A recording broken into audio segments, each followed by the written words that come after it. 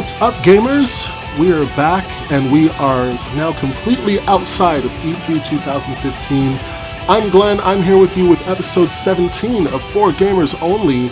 With me, of course, Mr. Ben Shillabeer Hall. I forgot to think of a nickname for you. I'll have to think of one for the end of the episode. Yeah, I remember that was a thing you're going to do now, isn't it?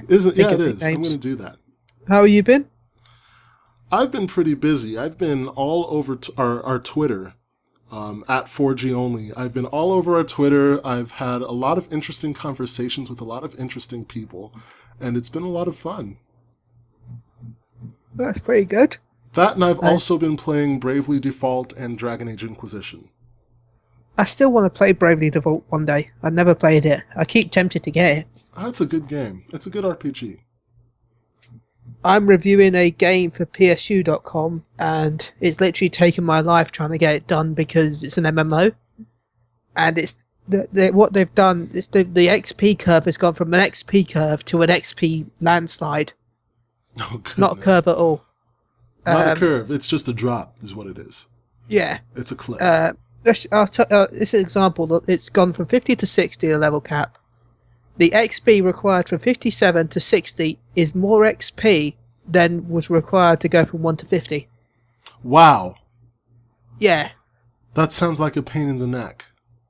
You need 3.9 million XP to go from 59 to 60. A dungeon will give you 300,000 XP. A quest will give you 40,000 XP. See, that makes me think that the development was just kind of lazy.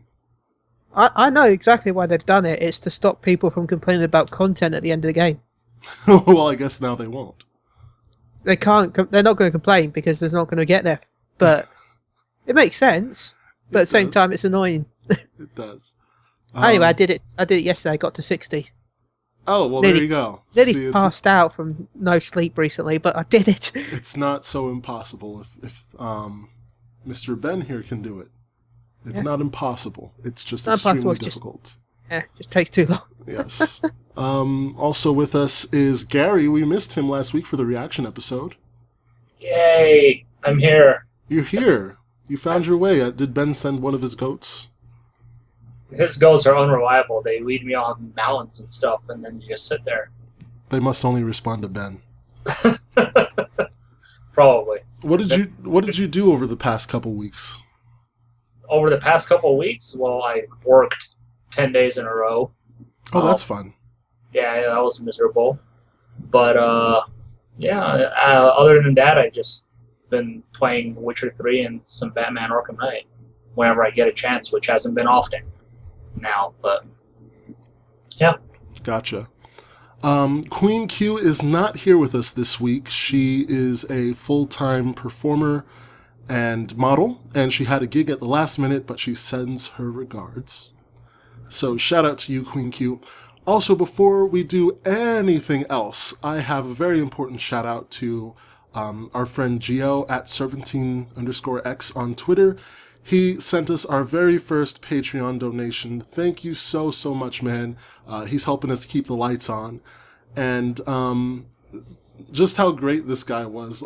I sent him some thanks on Twitter, and he said, well, he wishes he could do more because he loves the podcast. And, for all the work that goes into making this thing and getting it up every week and promoting it and keeping it live and worrying about this and that, it just kind of validates everything to hear that someone loves the show. So I really appreciate you, man, and thank you for your donation.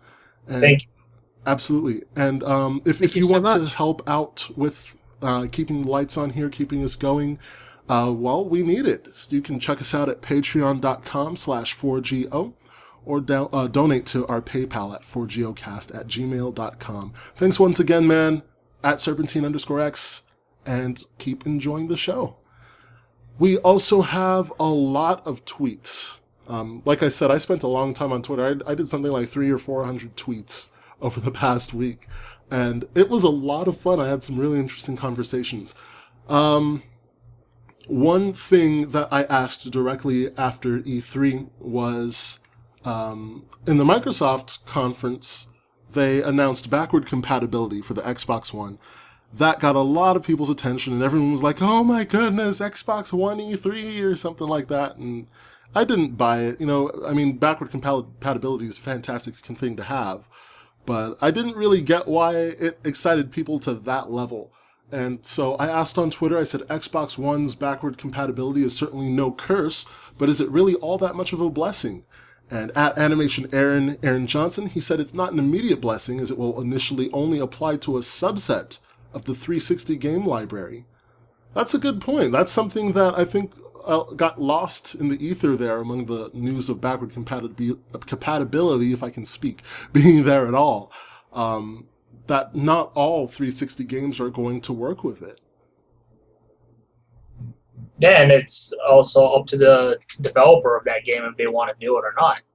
So if they don't want to take the time to allow that to be, then they won't. Especially when there's so much more money to be made in remastering it instead. See, that's true, but there's also the fact that that takes a lot of work, it takes a lot of time, it takes a lot of money. I think a lot of developers might decide, hey, we'd rather just move forward instead of going back and remastering this thing. Yeah. I mean, if you look at it, they announced the backwards compatibility, and then in that same conference, they announced the remaster of Gears of War. It's like, why would I want to buy the remaster when I can now just play the 360 version instead? Well, the Xbox One version is better. Well, yeah, I understand that. Better graphics, better everything, but still, See, I definitely prefer remakes as opposed to remasters. I prefer when, yes, there's a graphical update, but they actually take the time to go back and add things to the game, because these games were created a long time ago. I'm sure the developers have said, oh, it would have been cool if we added this. I love to see when they actually go back and make that happen. Well, the Gears of War thingamajig will have new content that wasn't in it before. It's going to have some Gears of War 3 mechanics, what I've heard. I'm not sure what exactly that means, but there'll be some things that'll be slightly different than the original. It's not just a plain remaster. Right. Here's another thing that I posted. It said, I just watched Nintendo's E3 presentation. Catch our thoughts on this week's 4GO. That was last week. At Shifty25 said, I expected better, to be honest. Nothing announced that interests me. My Wii U will continue to gather dust until Zelda U. Well, if only your Wii U could gather dust. Dust is actually a pretty good game.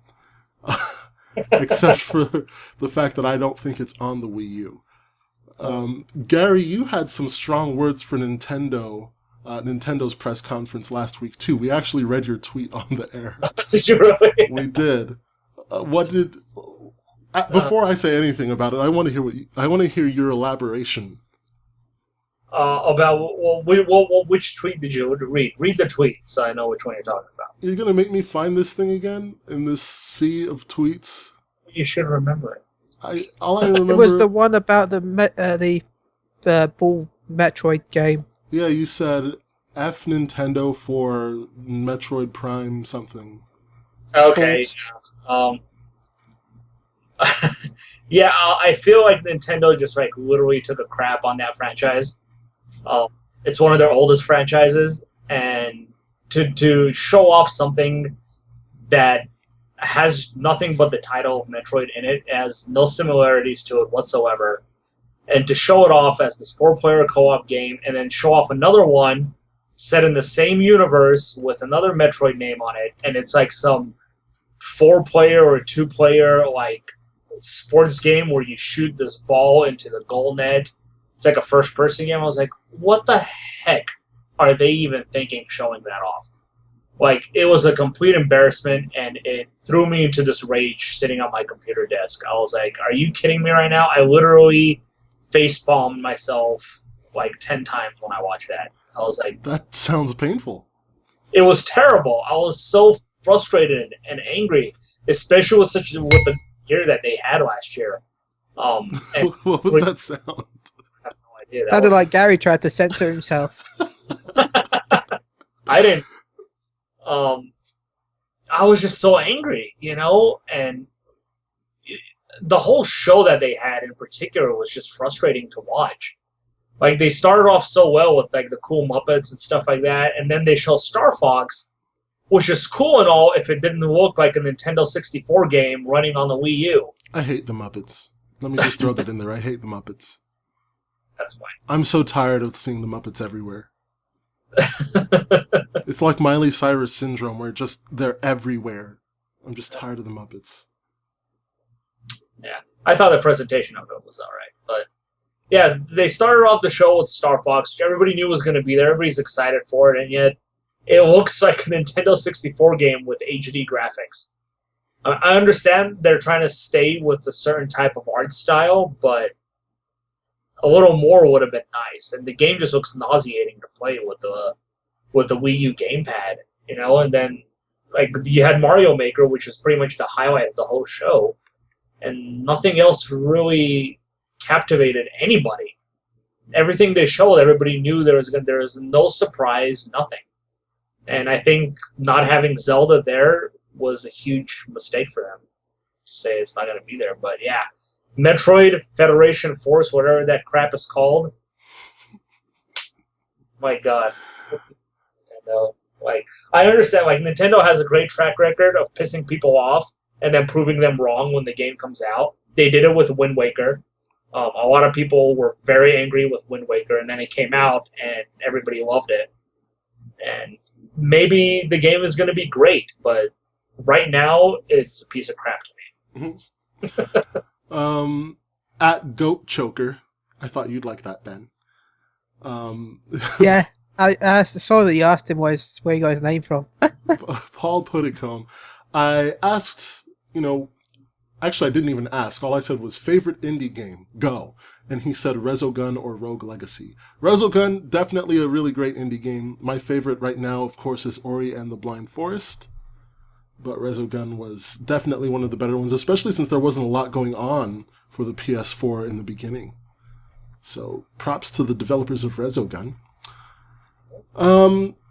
There was something that went out, I believe, Bethesda? Yeah, Bethesda. They posted a tweet saying that Fallout 4 will be 1080p and 30 frames per second on both Xbox One and PlayStation 4. Resolution and frames per second are not limited in any way on the PC. That got a whopping 3,109 retweets and 4,508 favorites, which I thought was just ridiculous. It's like, why does, resolution and frame rate, sure, they're important. But there are other aspects of a game that are so much more important than that.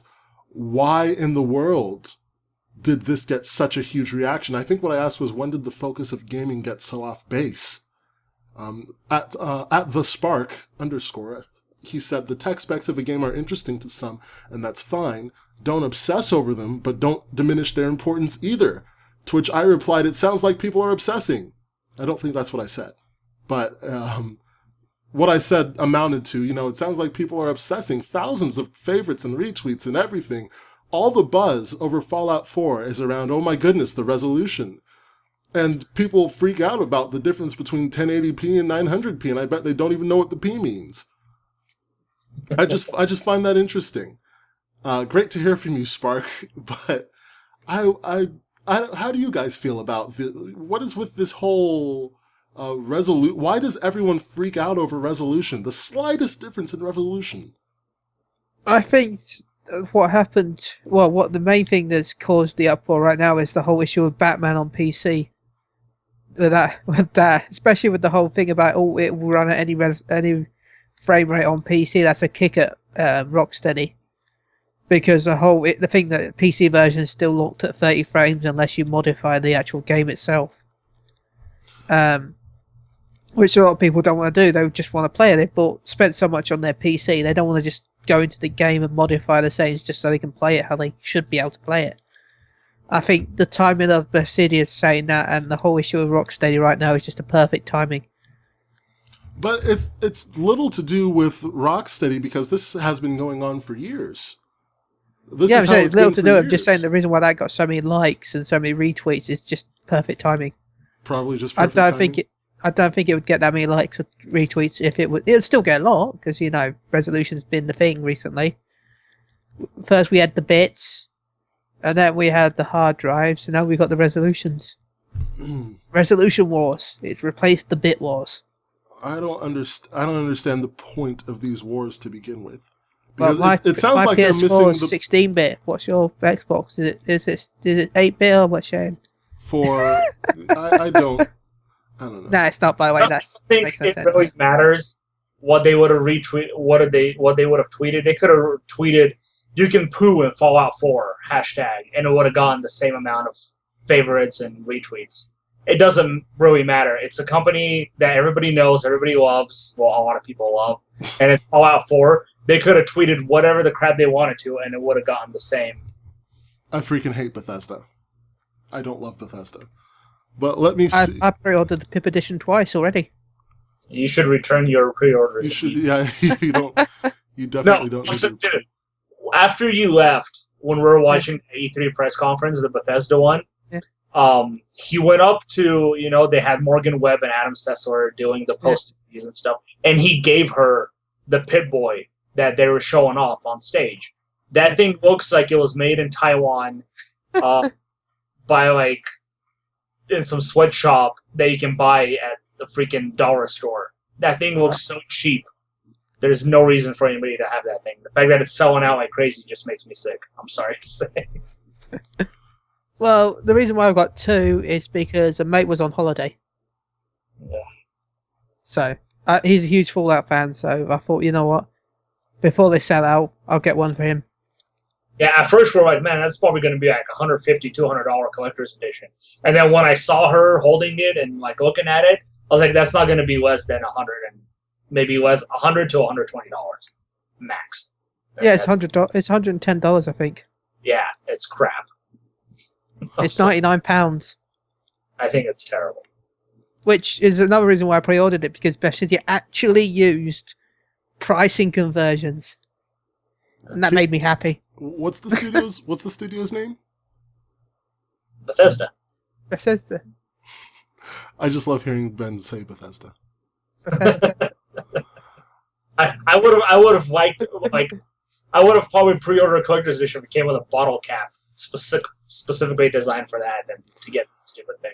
Now, while you guys were talking, I went onto Bethesda's Twitter, and I looked for some of their other Fallout 4 tweets. Here's one, Fallout 4 Pip-Boy Edition, available again for a short time.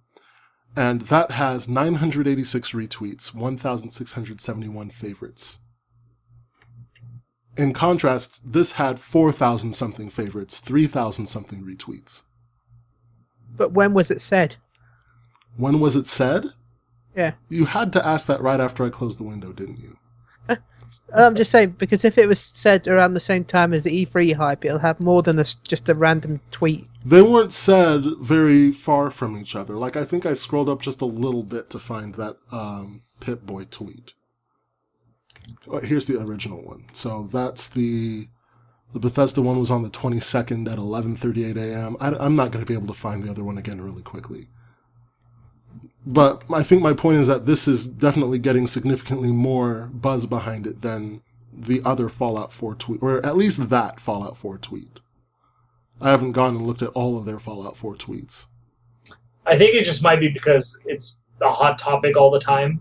So I know it's a hot topic all the time. Why is it a hot topic all the time? That's a stupid hot topic. It is a hot topic. I totally agree with you, Glenn. It's crap that they have to go out there and say, this is what it is. It's like in the past when games came out, I was like, well, my game is at 32 bits and yours is 16 bits, my version. Yeah. Really? That's what I was trying to say earlier. These people don't know what that stuff means anyway. But we've even the people who made the consoles didn't even know what they meant, really. Yeah, I'm sure. We've said that. We've said that we've spent a lot of time on this. I'm going to move forward here. Can I just say one thing before we do? Quickly. I want to make a remake of Pong and just put Pong now in 18kp. Please enjoy. Okay. 8kp Pong, 4kp Pong on PS4. Highly detailed, 60 frames per second Pong. I asked, if you have the opportunity to make any game you want, any way you want it, describe what you'd make. Spark said he'd make an underwhelming Prince of Persia lookalike and call it something like The Final Parent. And then he said, think about it. So I'll leave you with that. And we also asked, has there ever been a game that you play right after you wake up in the morning? And he said, hunt the snooze button. I play it every day. Requires pinpoint accuracy to mash a tiny button with your eyes closed. Have you played that button, Ben? I mean, that game? Yeah, I played that game all the time. Yes. I always set my phone, because I use my phone as my alarm, and I always set it to like 20 minutes before I got to get up. That way I can press the snooze alarm button a couple of times. That's definitely a popular one. I am probably going to... Oh, I had a really interesting conversation with a guy who is totally against the whole gay rights movement thing. I'm not going to read the whole conversation. I just asked him a bunch of questions. It's on our Twitter if you want to see it. And last thing I want to bring up before we move on, because we spent a lot more time... Oh, wait, congratulations for gay rights. Woo! Yes, and we spent a whole lot more time on Twitter than I expected. IGN said Fallout Shelter felt like a solid foundation for a deeper and better game. They posted a review. Shifty replied that the game was fun, but it loses its appeal quickly, and it needed to have some sort of tie into Fallout 4. I wish Queen Q was here because she has been playing the game all week. She brought it to work, she's sitting there playing it, and I was interested in what she said. But she's not here, so I'll have to remember to ask her about that next week. And that's that. Oh, one more quick thing. Late Night Gamers, they have a podcast called the Late Night Gamer Podcast. And they were talking about The Witcher 3. They said, here's exactly what they said. It's amazing, a definite must play. Probably my favorite game of this generation and one of my top games of the past decade. I said that's some serious praise. He said, anyway, we went forward. I asked him where Horizon Zero Dawn or Uncharted 4 might fall. He said he thinks they'll be up there. Naughty Dog doesn't disappoint very often, and I'm excited for a new IP to be introduced. So all really interesting. I think those are some of the... Witcher is definitely one of the top games out right now. Horizon Zero Dawn and Uncharted 4 are definitely two of the standout presentations from E3 2015. So we're looking forward to those. Did you... Garri, what did you think of Horizon Zero Dawn? I think I wanted to ask you that specifically. I was absolutely blown away by it. I mean, Robot Dinosaurs 1 had me instantly right there. I personally thought the game looked very well. The gameplay of it seemed pretty good. I know I believe some of us here at PSU got to play it a little bit at the show floor. I don't know who. I don't remember who. But to me, it was the game of the show.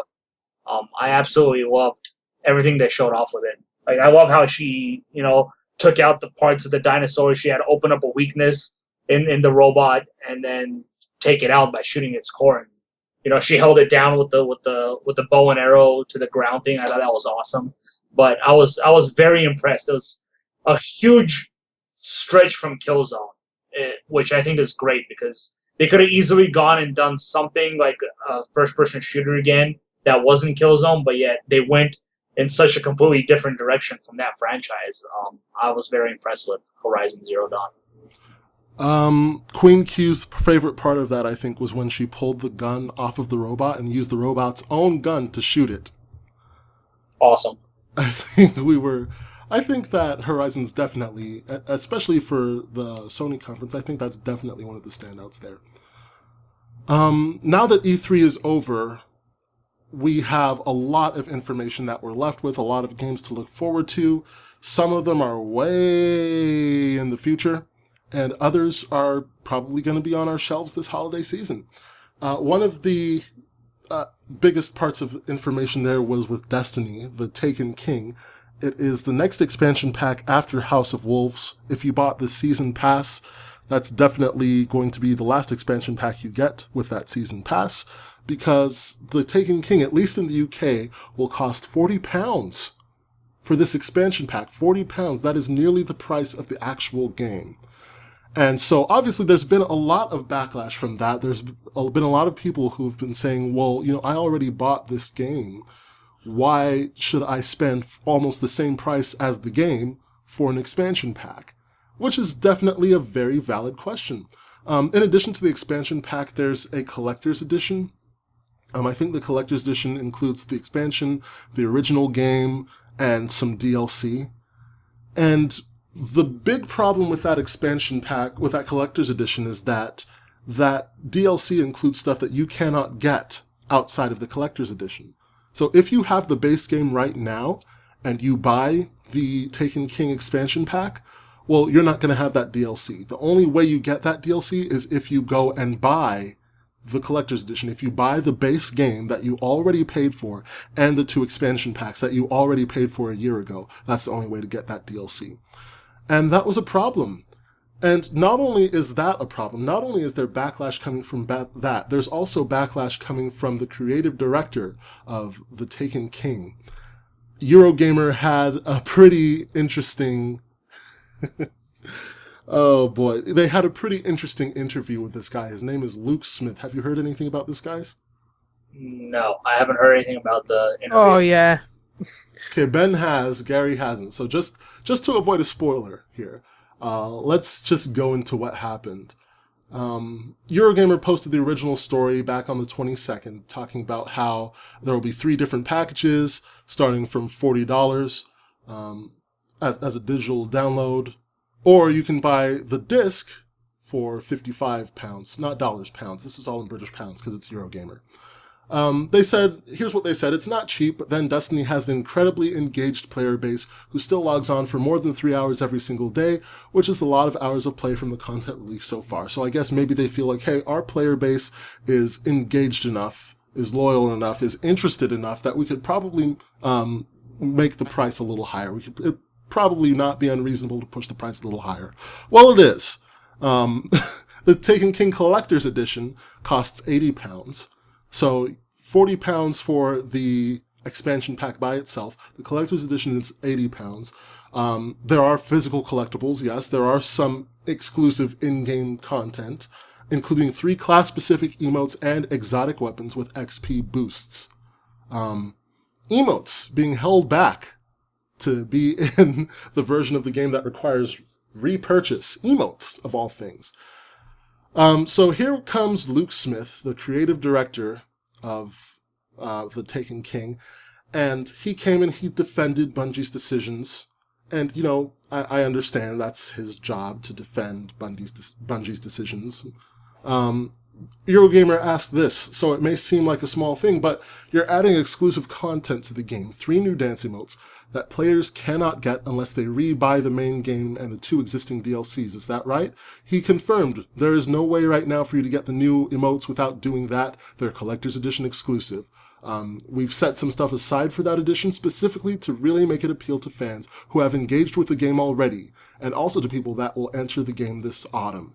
So they made this collector's edition to appeal to people who have already engaged with the game, who have already bought the game.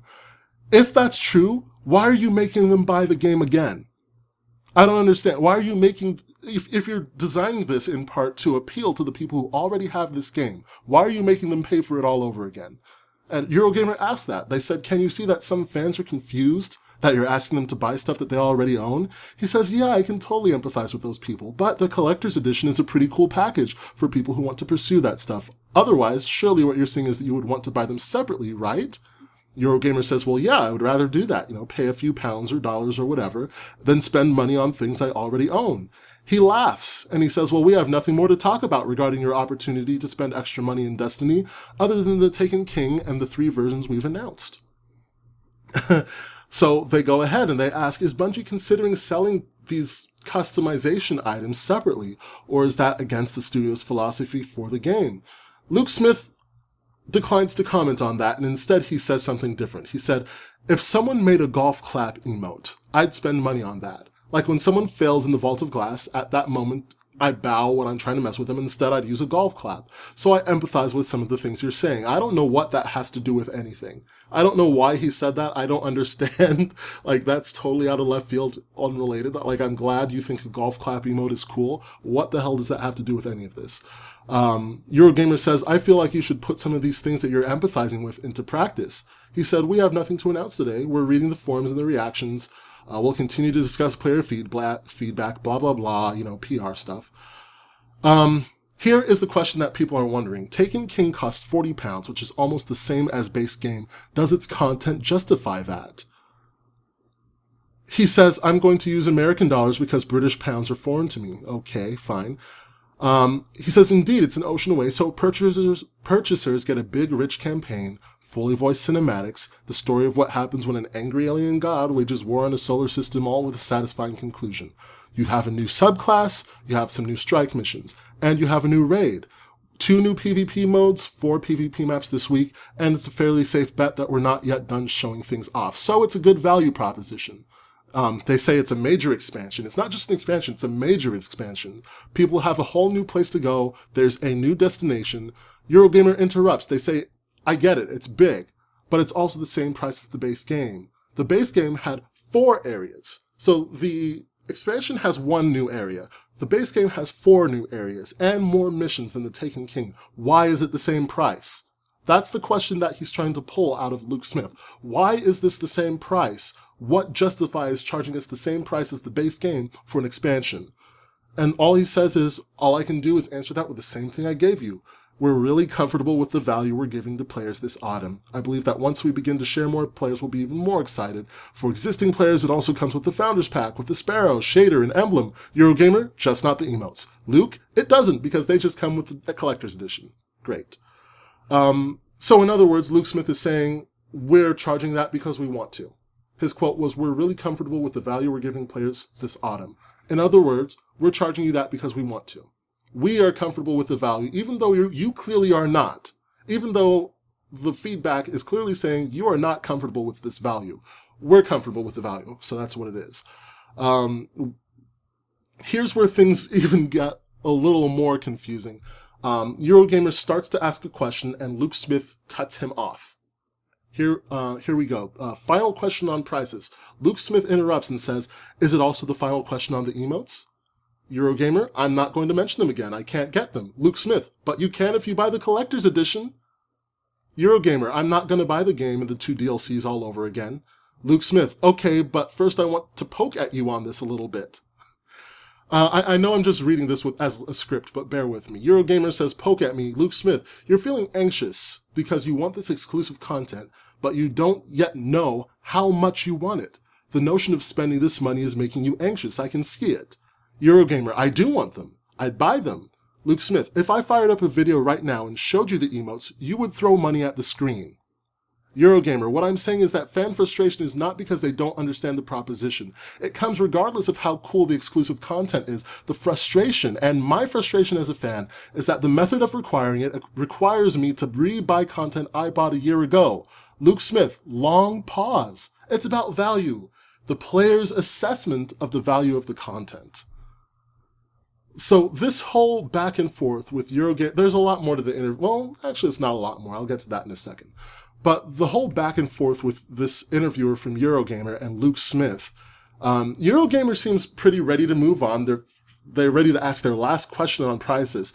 Luke Smith engages him in this back and forth, trying to push him to say that it's okay for them to charge this amount of money. It's a value proposition. He's basically saying, well, the players don't understand that they really want it. What he said was, you don't yet know how much you want it. It sounds like he's trying to say, hey, I know you want this. You may be telling me that you don't want this as much, that you don't want this enough to spend this amount of money on it. I'm telling you that yes, you do, is what it sounds like he's saying. This level of arrogance, I think, is... The last time we saw it was from Don Matrick in 2013. I wonder if they're related. Finally, Eurogamer comes out and gets their question out. Final question on prices. They ask, the Taken King and everything released so far comes at a significant price reduction for people who want to jump in to Destiny this September. All games do Game of the Year editions now. I understand that. That's not an issue. But when you look at the reduction involved, it's barely anything more than just buying the Taken King solo.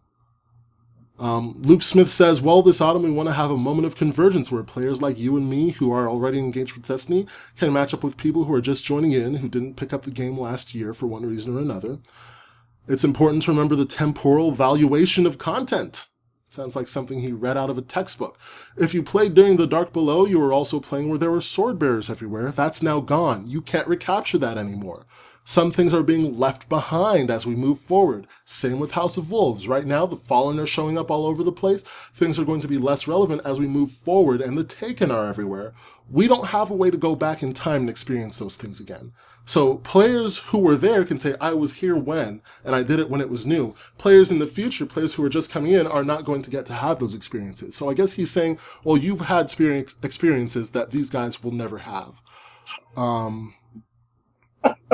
God. This guy, I don't know what he's on. I don't know. I want to say I feel sorry for Eurogamer, but I don't, because they're getting tons of traffic from this for their website. So I have no sympathy for Eurogamer at all. They're probably enjoying this. But this Luke Smith guy, you know, if you just look at the response on Twitter, you have people calling him a prick. You have people just hating all over this guy with validity, with total validity, because he is receiving feedback is what he's doing. He's receiving feedback. There's a person from Eurogamer telling him, I'm not buying this. I want this, but the method that I have to use to get them is not acceptable, and because of that method, I'm not buying this. That is the most direct feedback that I can think of. He's not talking as Eurogamer. He's talking as himself. The quote, I'm not going to buy the game and the 2 DLCs all over again. That's not Eurogamer saying that. That's the interviewer. That's a gamer in front of him saying, I don't want to buy this. And he's basically saying, yeah, you are. You want this. I know you want this, is what he's basically saying. You just don't understand the value we're trying to give you. Sounds a whole lot like Microsoft circa 2013, let me tell you. It does. I totally agree with you. Where is he coming from? You know, it's... First off, let me just say that they've gone back and they've already announced that they will be releasing those emotes and all that separately. Well, sure, of course they did. For $20. Of course they did. It is already too expensive for $20. It's just a couple emotes. No, it's not worth $20. That's worth like $3. Here's my thing on it. They're releasing, like you said, the game and the 3 expansions, right? Or is it 2 expansions? 2 expansions. Full price, $60. What I see here is what the game should have been last year. All this content should have been either last year or the game should have been delayed until this year. This is what Destiny should have been in the first place. They just released it half-assed. I'm sorry to say. Destiny, to me, is probably the second biggest disappointment of my buying a video game. What was the first? Homefront. Where does Watch Dogs fall on that? Watch Dogs is probably the third. Really? This is a bigger disappointment than Watch Dogs? Yeah. Watch Dogs I could still somewhat enjoy playing. I didn't. I stopped playing it. I completely stopped. I actually tried to start playing it again, and I just couldn't. I stopped. Yeah, well, I'm sorry. Destiny, to me, is probably the second biggest disappointment in game history, in my opinion. It's just, to me, it's now at the point where there is no passion for these people. In my opinion, this guy, what's his name again? Luke Smith. Yeah, there is no passion. It's business to them. Absolutely.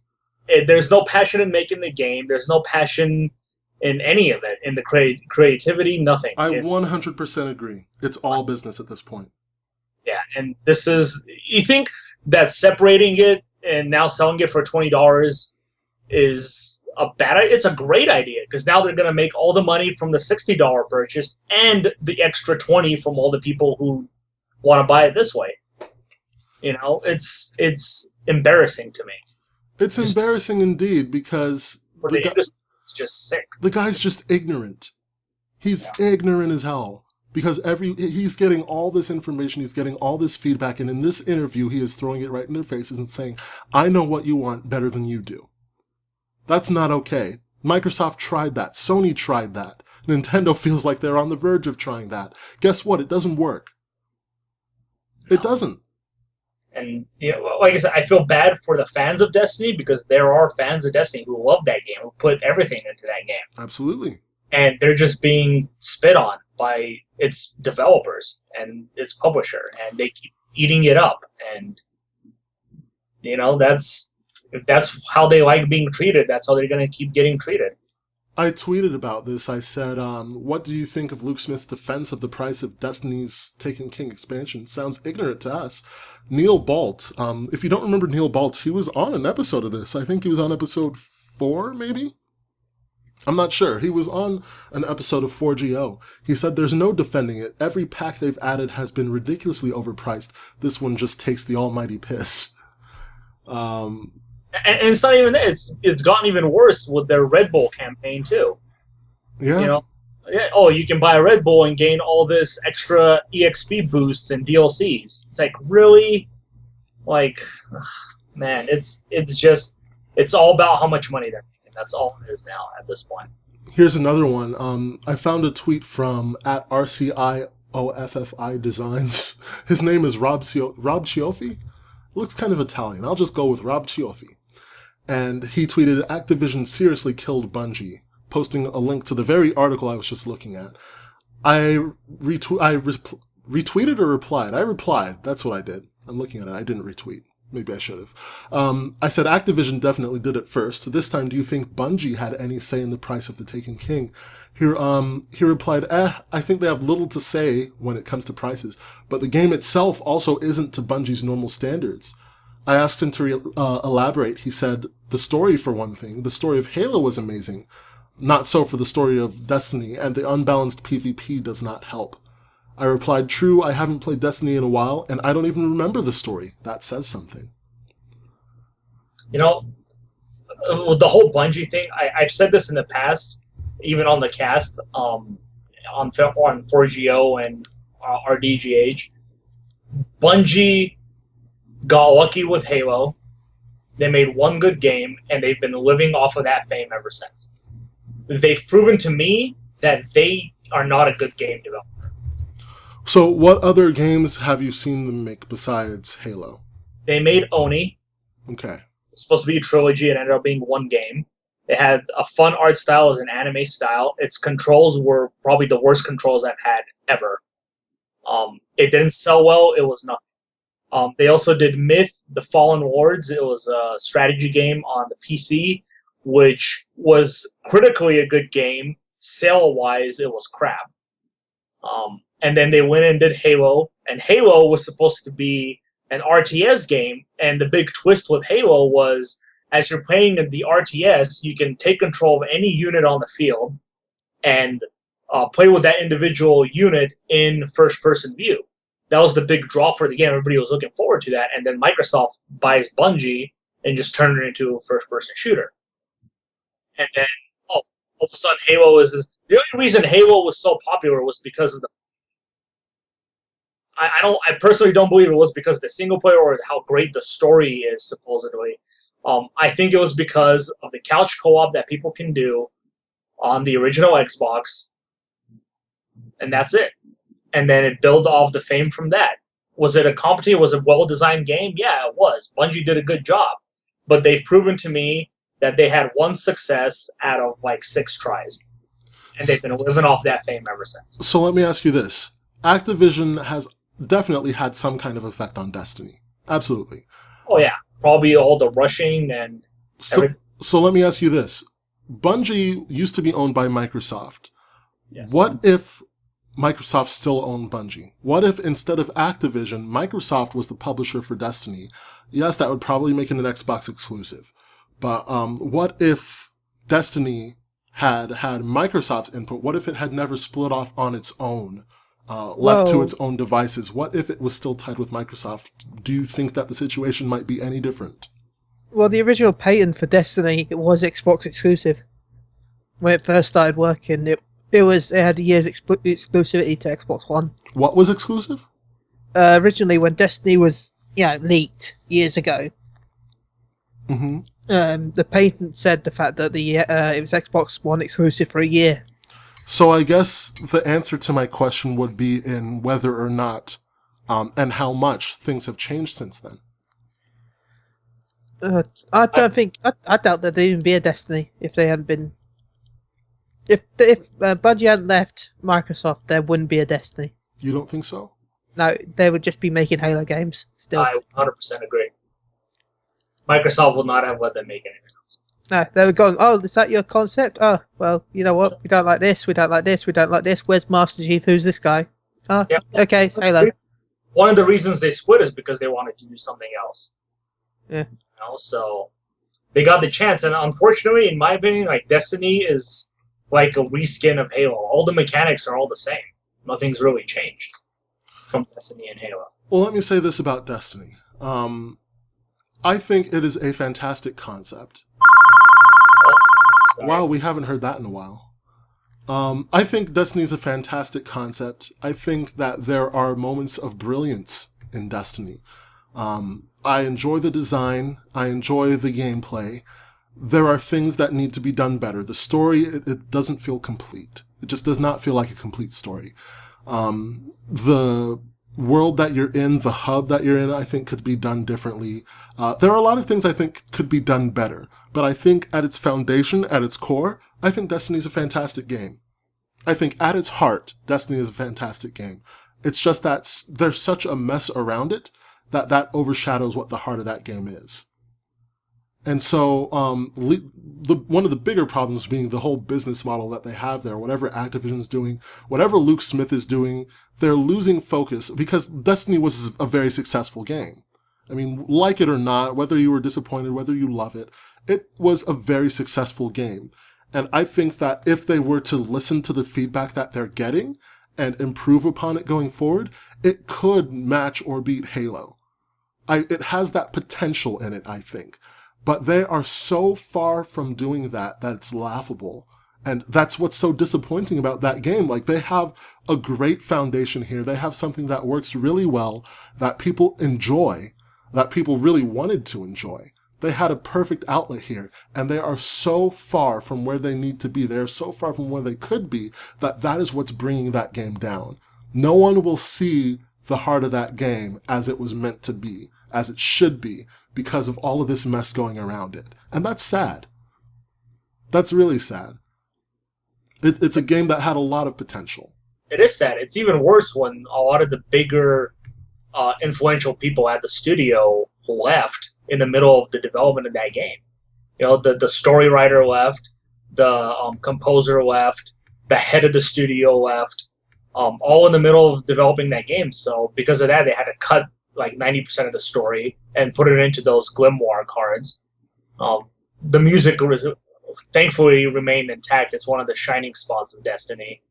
And the direction just left them once the director left. It's sad. I've actually heard a few different theories for the whole the Grimoire card thing. One of them being Activision wanted to do that whole thing where you cut off parts of the game and sell them separately as expansion packs.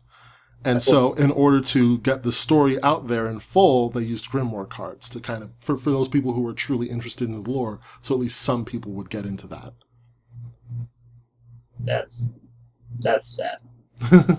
Either way, it's sad. Either way. I wish you got what they wanted. You know, all the story stuff is coming out in DLC. Mm-hmm. So. We've spent a long time on Destiny. I spent a lot of time reading that interview. If you want to see the interview, I'm going to put a tweet to it up.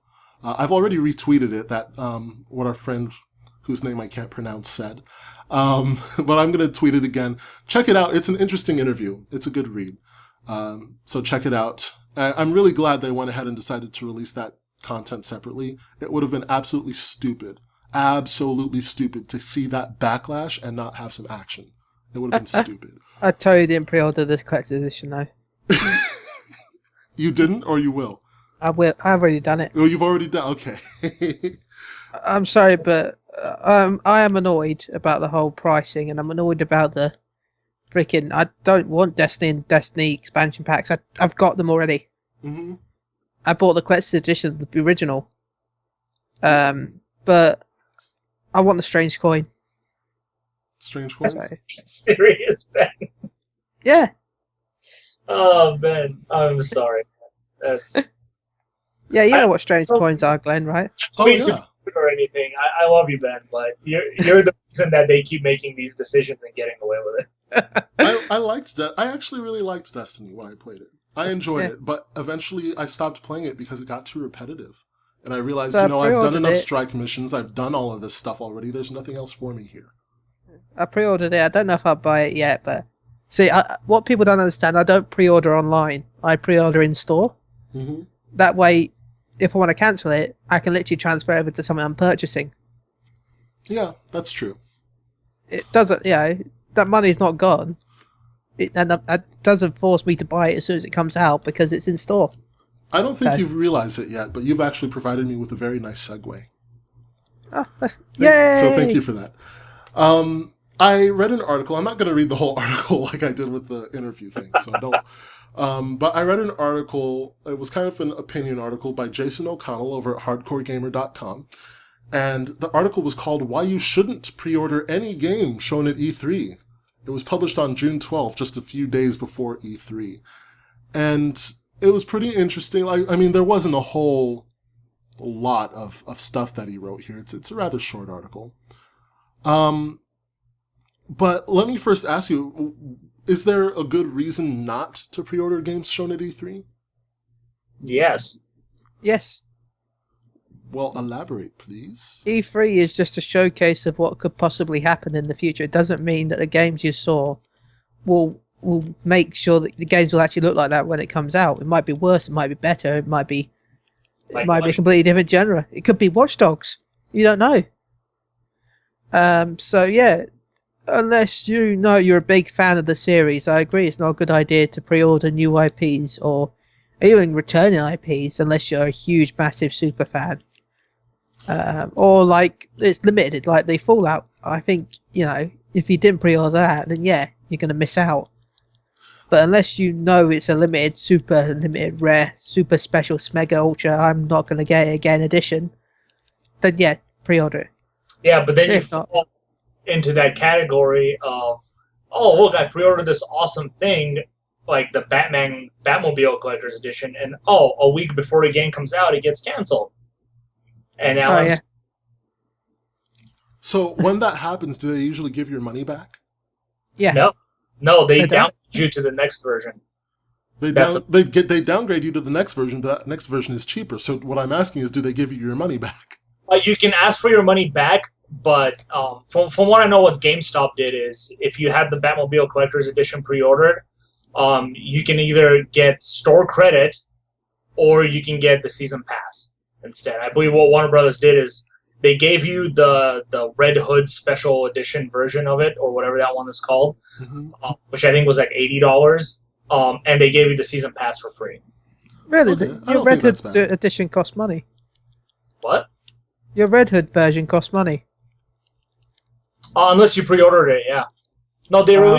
released it as like some steel case collector's edition version as well. So See, we here game had the that version, and it was just a pre-order bonus at launch day.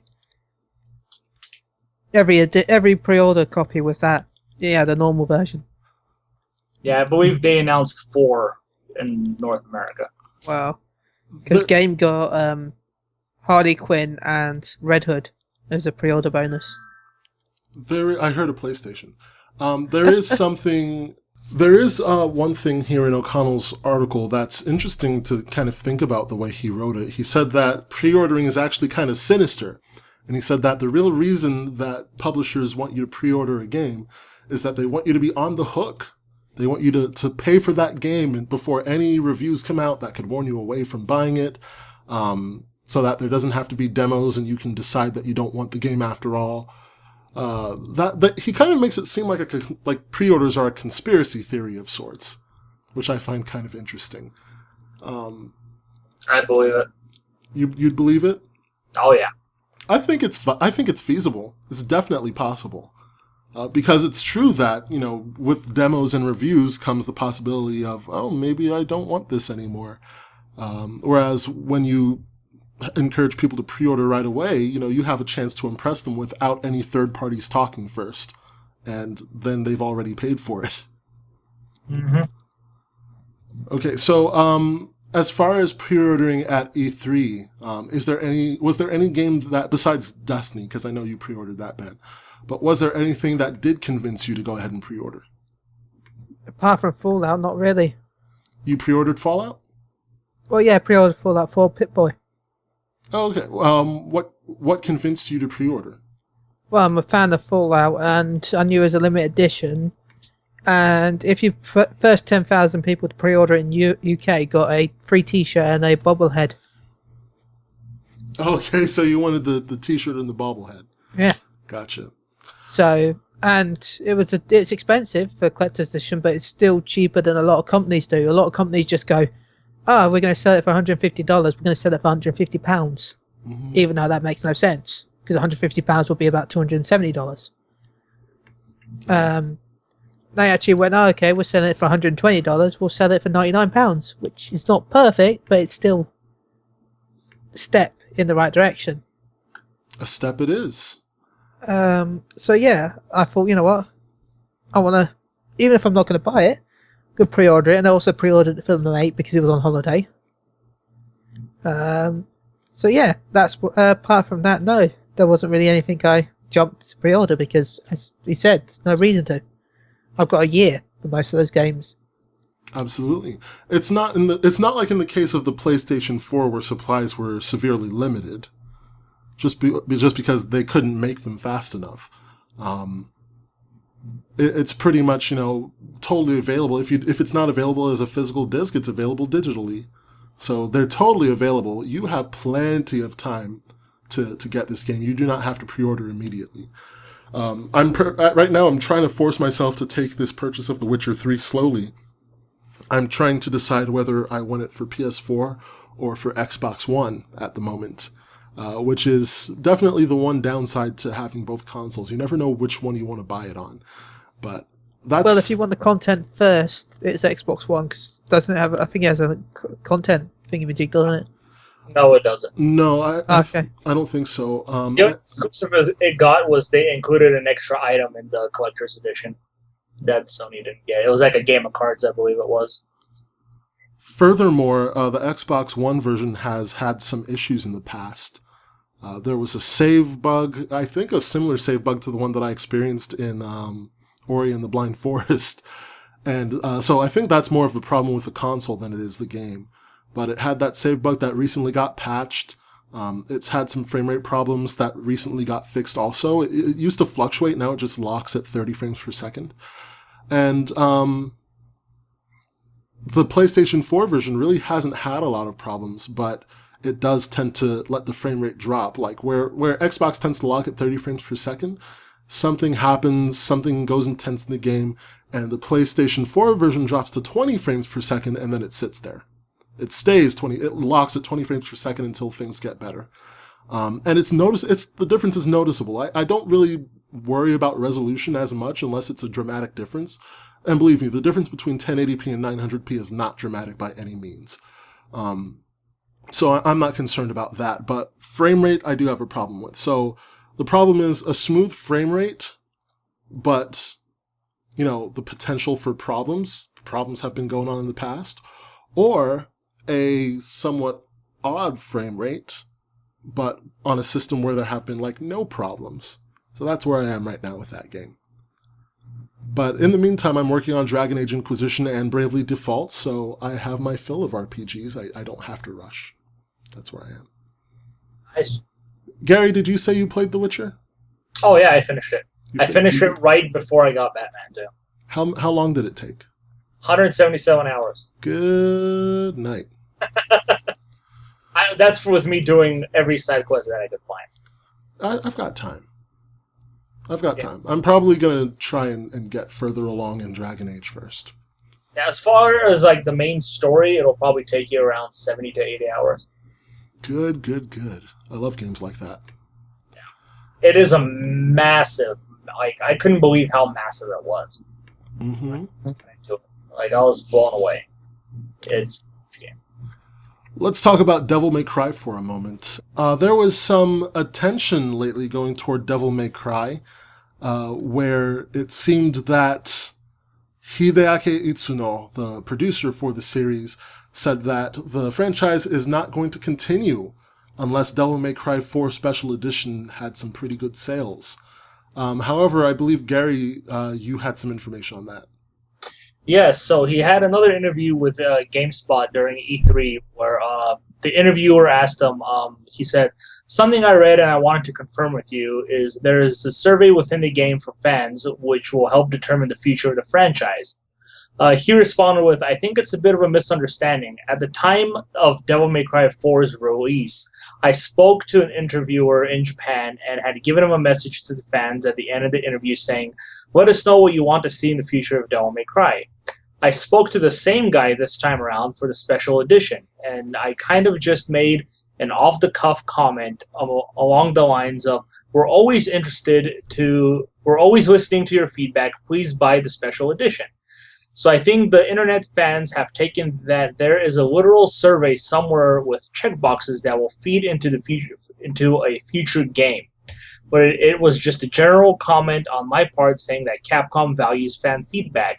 The interviewer then asks, because that headline read as the future of the franchise is dependent on this, and that's not the case. Is that correct? He answers, no, I have never said anything along the lines of holding anything in the future hostage to sales of this title. Which I think we're thankful of. Now, what you did not hear was, I didn't catch the second interview. I saw the first one. And the first one, I thought there had been a quote where he actually said that. And, well, turns out I was wrong. I didn't have that quote after all. So we had to pause the recording, and I had to do some editing magic, and now it looks a lot smoother, except for the fact that I let you in on this little secret. So there we are. Thank you, Garri. You're welcome. We just don't want to publish false information, so that's why we went through that song and dance there. But yeah, Devil May Cry is not in danger. Hooray. I haven't played Devil May Cry, actually. I'm gonna pick one up eventually. Right now I have some long RPGs on my backlog, so I'm still working on that. Where'd Ben go? I'm right here. Y'all keep disappearing on me. I have it, by the way. I purchased it. You have Devil May Cry? Yeah. How is it? I haven't played it much because I've got the Batman and I've got this game to review, but from what I played, it plays exactly like the original did. Mm-hmm. The graphics haven't really changed at all, which is a shame.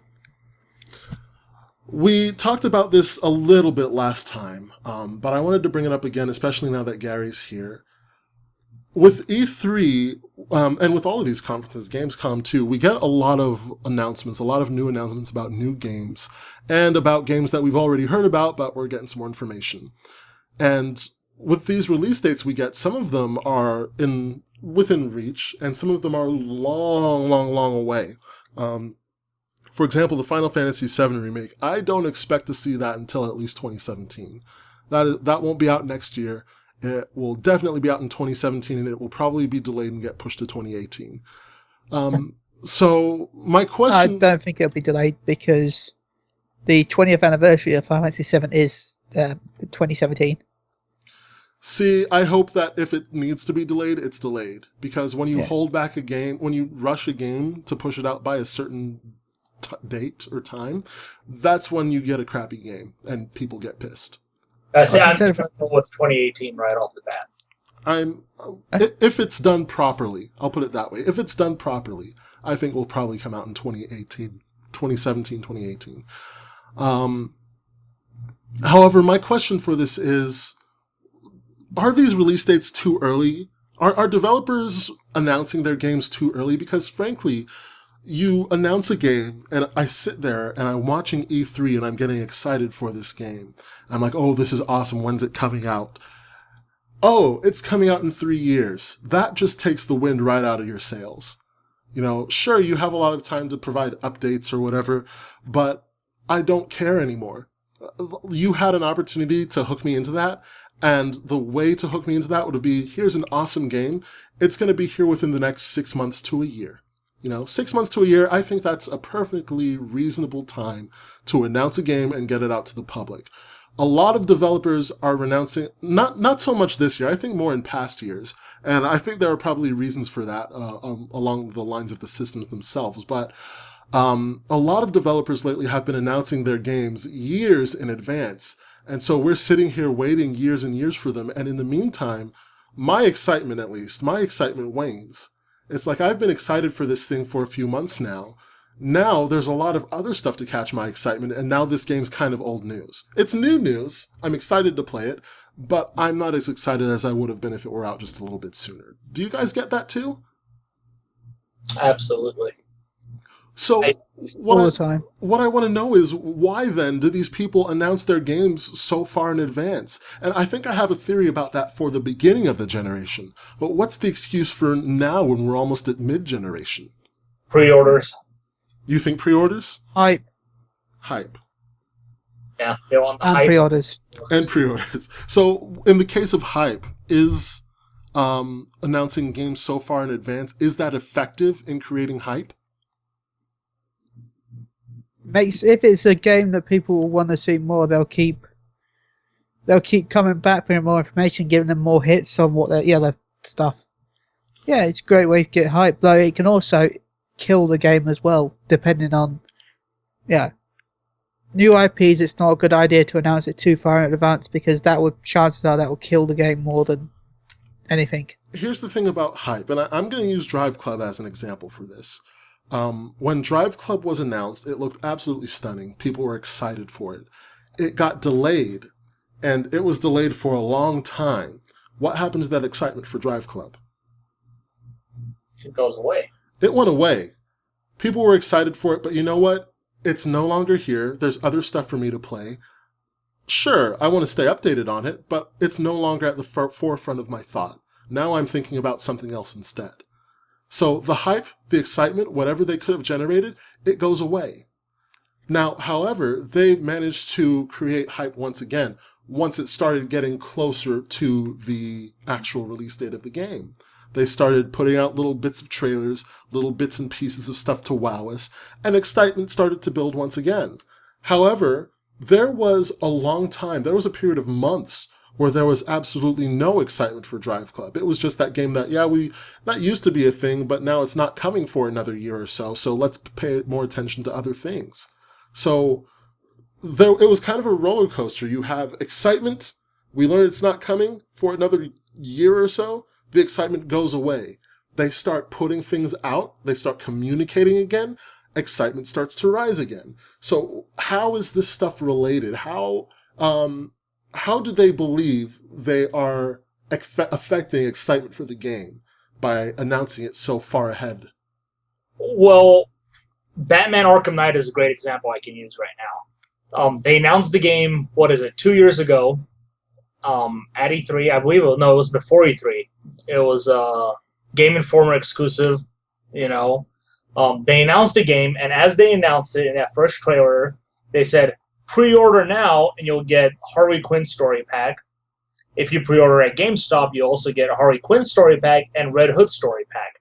It was on the announcement trailer, the day that trailer came out. Everybody already knew Batman Arkham Knight was going to be, great because it's Rocksteady coming back. The hype was already there. And then they delayed it. It was supposed to come out last year, holiday of last year. They delayed it to February. Then they delayed it again to last Tuesday of this month. And all of a sudden, but the hype for that game remained because it's Batman and it's one of the Arkham titles, so everybody knew it. Whereas where you have Drive Club, it's a new franchise being done by a developer that people know from MotorStorm, but that's pretty much it. And I think that's kind of the difference, is you already have this established franchise that everybody knows is great, and then you have this brand new game coming out that Sony really didn't promote all that well leading even up to its release. And then just with the Batman Collector's Edition, they delayed that game a week before it was supposed to come out. And they delayed Drive Club pretty much indefinitely. Nobody knew when it was coming out up until, I think, December, and they finally announced that it's going to be coming out in February. Now, let's use another one, for example. Let's use Final Fantasy VII, because that is a long time coming. Nearly 2 decades after the original game released, we're getting this remake. And people are psyched. Like I said, there is a video somewhere on YouTube, 4 hours of people just reacting to this, and some of the people are crying. People are in tears, like breaking down. Yeah. It's ridiculous. Just like Shenmue 3. You saw the guy at the press conference where they showed the crowd, and that guy was in shock. Yeah. There and he heard that news. So the question is, what do you expect to happen going forward? Because, like I said, this is a game that we probably shouldn't expect to see for another few years. It's gonna be a while before that game comes to the market.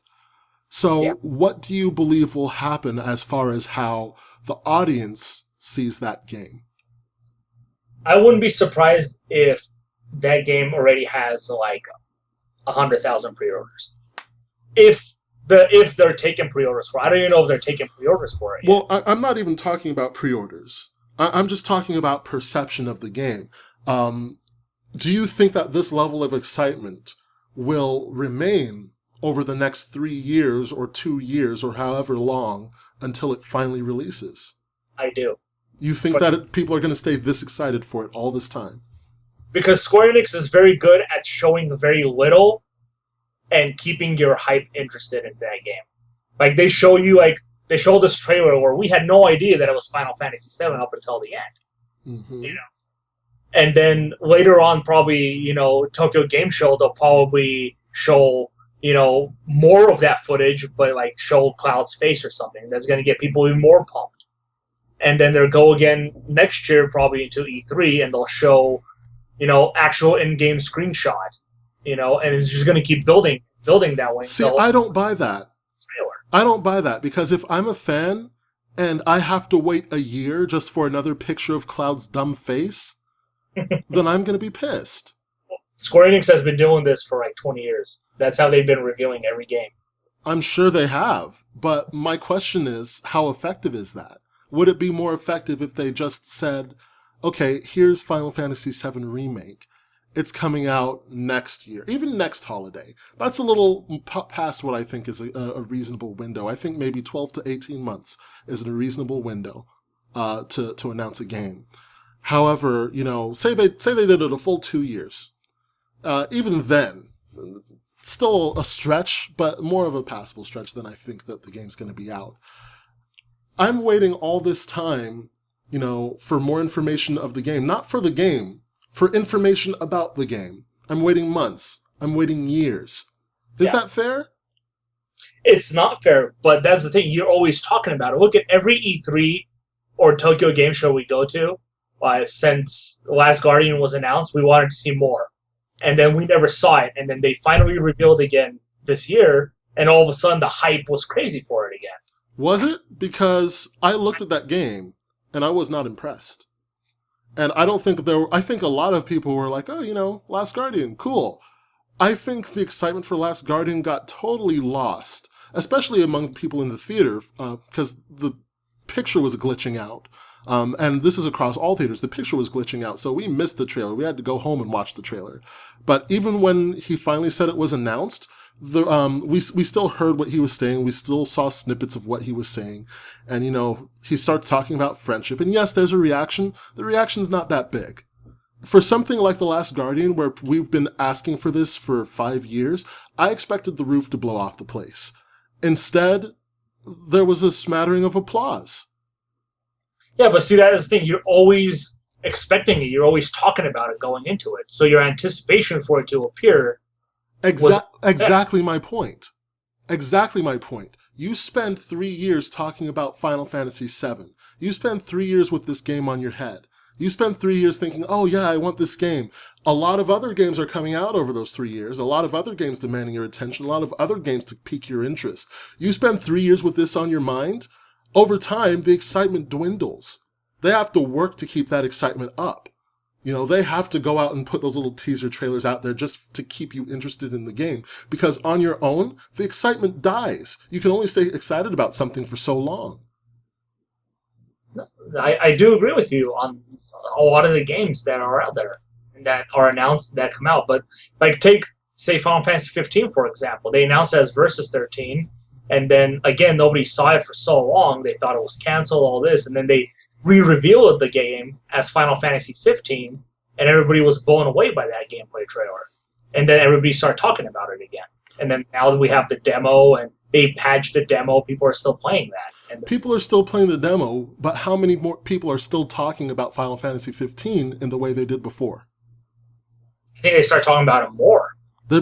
Where? I want to see it, because I have seen literally no, that's not true. But compared to when it was announced, compared to when the last time we saw a big amount of information, or the last time there was an opportunity to see a big amount of information, around that, I see very little buzz about it. I see they release a trailer here and there, and the whole summon looked really cool and all of that. But the overall excitement for that game, from the time it was announced as Final Fantasy 15 until now, that's changed. I feel like that's changed. And when they release a little bit of new information, people talk about it again. But between then, people are waiting. That's all it is. People are just waiting. They're waiting for not the game, but another tidbit of information. Yeah. And how long... Feed me the info, Square. Feed me it now. Exactly. Yeah. How long are people okay with just waiting for that, with just being fed the crumb?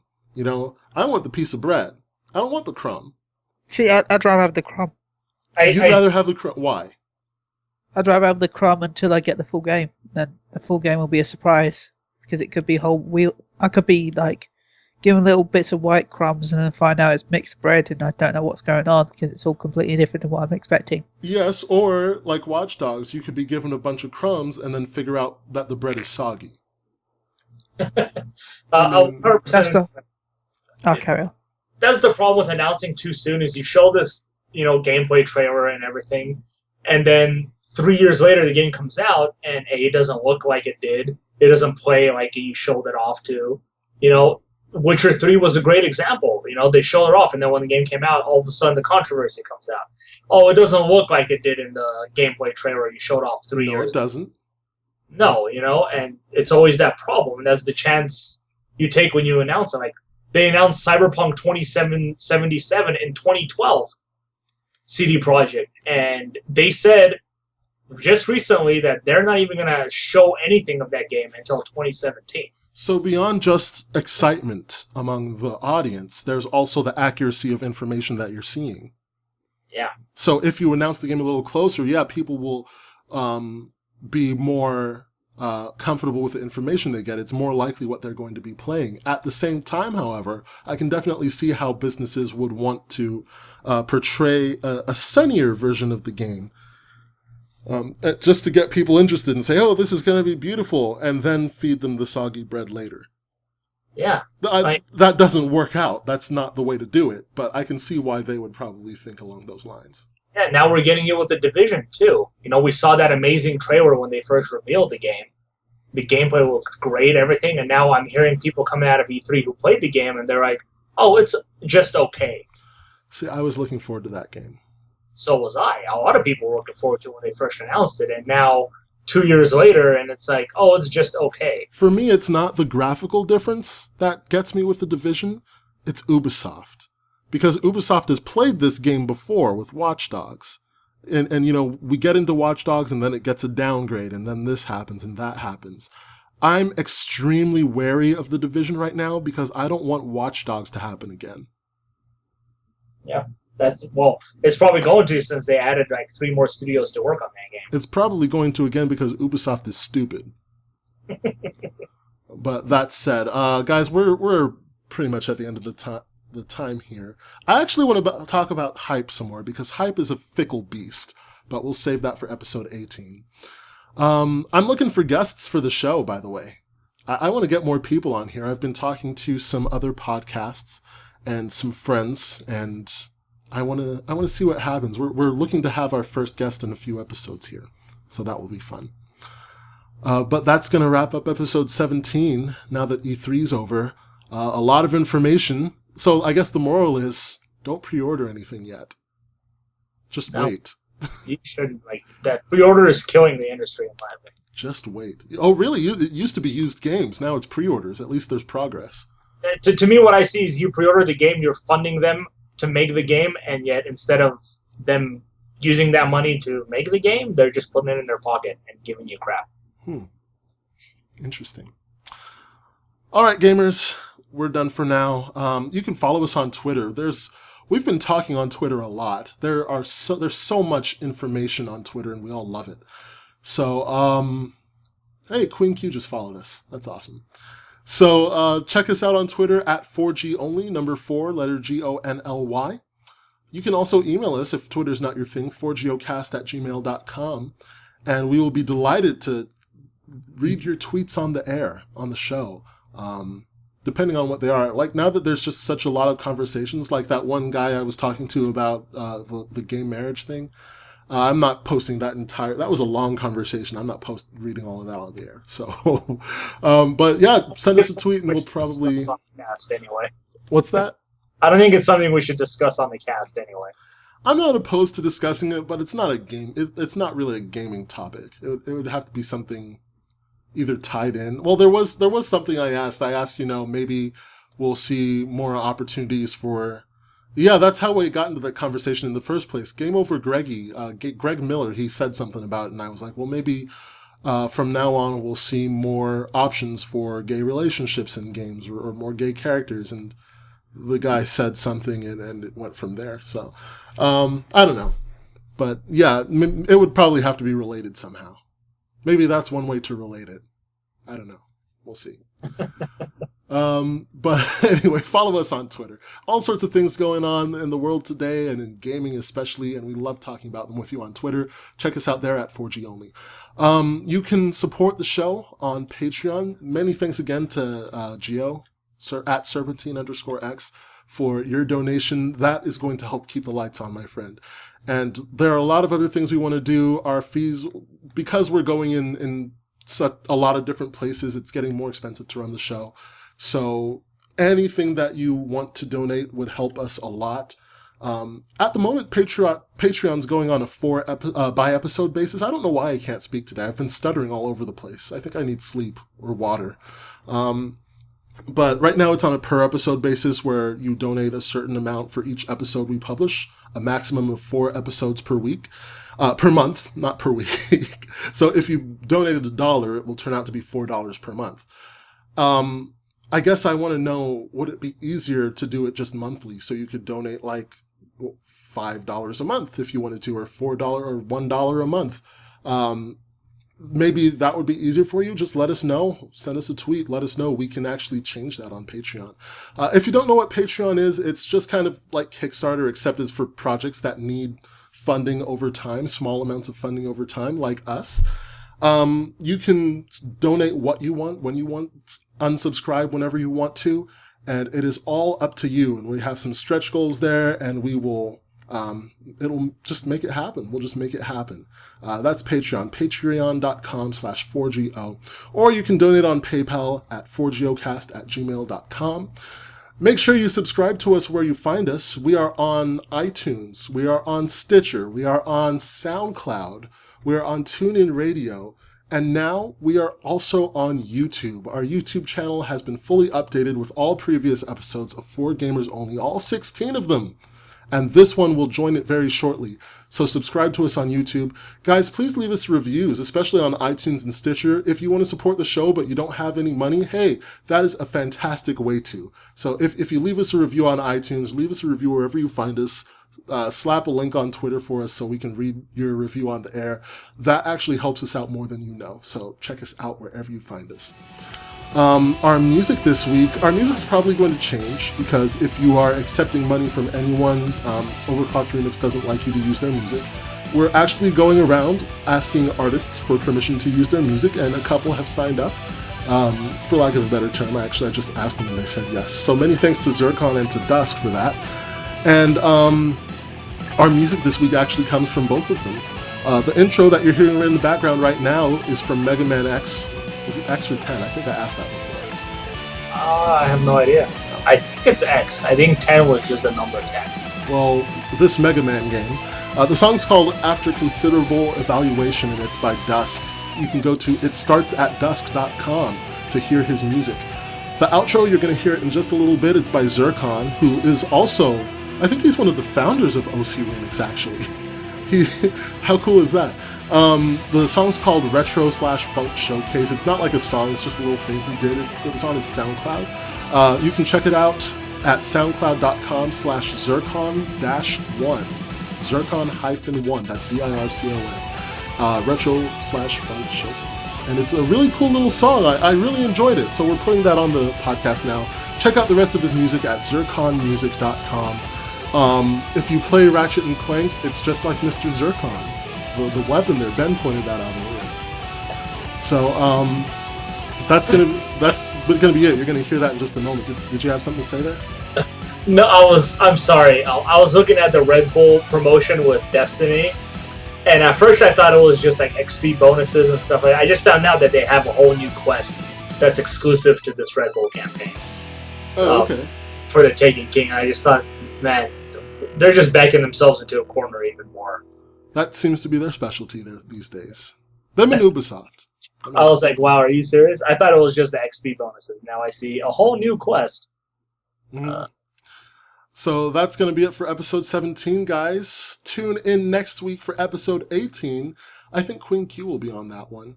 I'm going to be a guest at her podcast with Gods and Monsters pretty soon, so that will be exciting. But until episode 18, guys, stay safe, game hard, and lots of love from 40 goats on looking. AKA 4G.